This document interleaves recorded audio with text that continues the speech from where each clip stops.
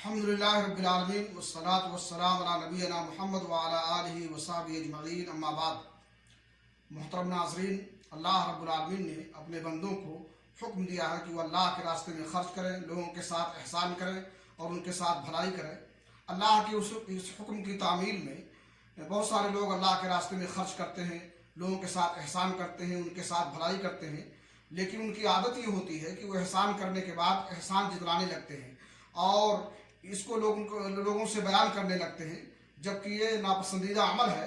اللہ رب العالمین نے اس سے منع کیا ہے۔ اللہ تعالیٰ نے فرمایا، یا ایھا الذین آمنوا لا تبطلوا صدقاتکم بالمن والاذی، اے ایمان والو، اپنی خیرات کو احسان جتلا کر کے اور تکلیف دہ بات کہہ کر کے، ایذا پہنچا کر کے برباد نہ کرو۔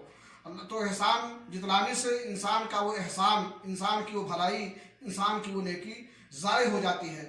اللہ کے نبی جناب محمد رسول اللہ صلی اللہ علیہ وسلم نے فرمایا، ثلاثۃ لا یکلمہم اللہ یوم القیامۃ ولا ینظر الیہم ولا یزکیہم ولہم عذاب علیم۔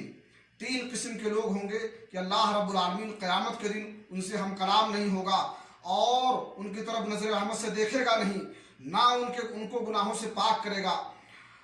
اللہ کے نبی صلی اللہ علیہ وسلم نے تین بار بات بیان فرمائی تو اس حدیث کے راوی صحابی رسول ابو ذر رضی اللہ عنہ نے پوچھا کہ اللہ کے رسول، وہ بدنصیب لوگ کون ہیں جن سے اللہ رب العالمین ہم کلام نہیں ہوگا، ان پر نظر رحمت نہیں کرے گا، ان کو گناہوں سے پاک نہیں کرے گا؟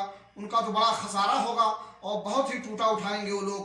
اللہ کے نبی نے فرمایا، المسبل، پہلا شخص وہ ہوگا جو اپنے ازار کو، تہبند کو، کپڑے کو اور قمیص کو ٹخنوں سے نیچے رکھتا ہے۔ والمنان، اور دوسرا شخص وہ ہوگا جو احسان کرنے کے بعد کسی کے ساتھ اس احسان کو جتلا دیتا ہے۔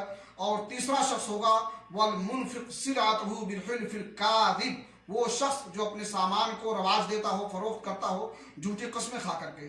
تو احسان جتلانے سے انسان کی نیکی برباد ہو جاتی ہے اور اس پر اجر و ثواب کا وہ مستحق نہیں ہوتا ہے۔ اس لیے ایک عربی شاعر نے کہا ہے، افسدت بالمن ما اسدیت من حسن لیس الکریم اذا اسدی بمنانی، کہ تو نے اس احسان کو جو تو نے کیا تھا، احسان جتلا کر کے برباد کر دیا۔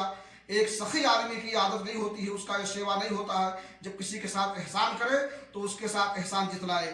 اس لیے احسان کرنے سے جہاں انسان کی نیکیاں برباد ہو جاتی ہیں، وہاں وہ شخص جس پر وہ احسان کیے ہوتا ہے، اس غریب پر، محتاج پر، فقیر پر اس کی عزت بھی مجروح ہوتی ہے، اس کو تکلیف پہنچتی ہے۔ اس لیے ایک شخص نے کہا ہے، تحملت خوف المن کل رضیۃ وحمل رضاء الدہر احلی من المن، کہ احسان جتلانے کے خوف سے میں نے ہر قسم کی تکلیف اور مصیبت کو، پریشانی کو انگیز کر لیا اور برداشت کر لیا، اور پورے زمانے کے مصائب کو انگیز کر لینا، برداشت کر لینا احسان کرنے والے کے احسان جتلانے سے جو تکلیف ہوتی ہے اس سے آسان ہے اور بہتر ہے۔